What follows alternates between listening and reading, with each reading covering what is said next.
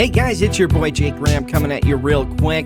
Won't be too long today, don't want to hold up you guys' time, but I do want to talk about a hot topic, at least it's one for me.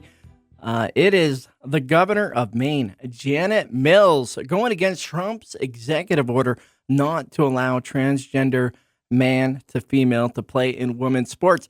Now, if you ask me, a former athlete, this is just common sense. It has nothing to do with not respecting people's right, their choice, and who they want to be.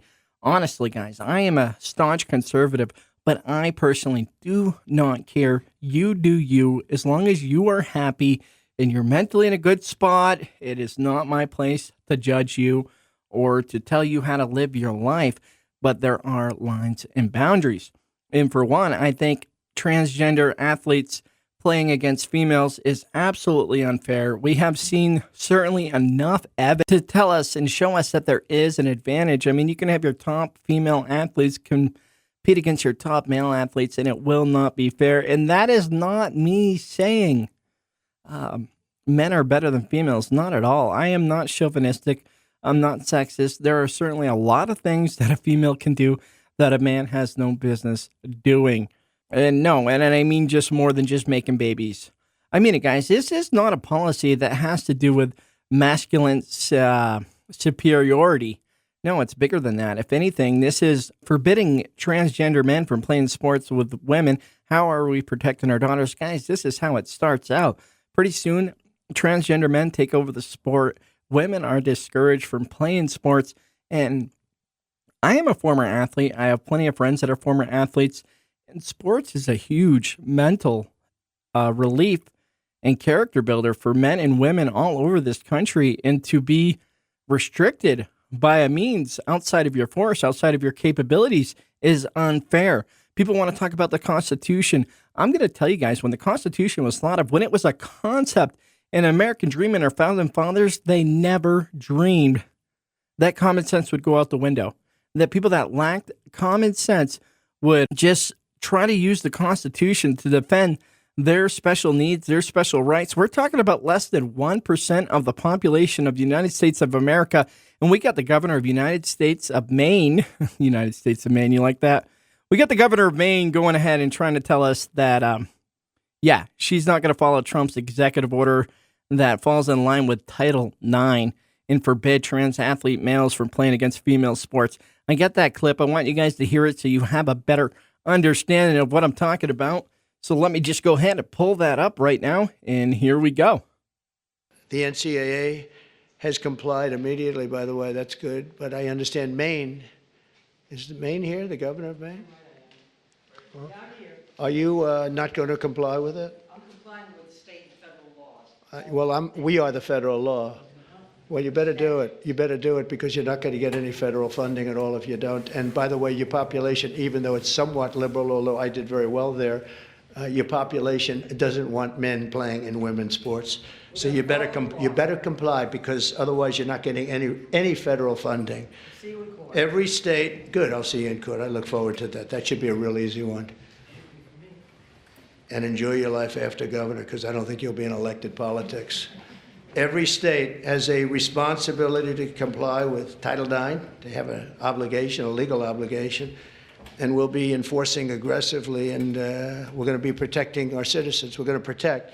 And there it is, guys. That is Donald Trump and Maine's governor, Janet Mills, that are going ahead. And they're having an argument right there. I think it's a governor's meeting, and you could tell Trump called Janet Mills out. She was not too excited about having her name publicly called out like that. And she is laying down. She's sticking with it. You know, if she wasn't, so I got to be polite here. I guess I'm speaking to everybody. If she wasn't so her, I could almost respect the, no better way to say it. I could respect her balls that lady has, because she does. She stands up. She stands her ground. I wish it was a more passionate talking point. I wish it was a more popular hill to fight your battle on.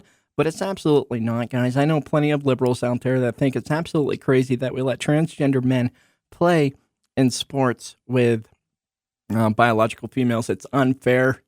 It's enough is enough. What I don't understand is the same people that liberals that I'm talking about that have a problem with it are turning around and saying, well, it's constitutional. We got to protect the rights of the Constitution.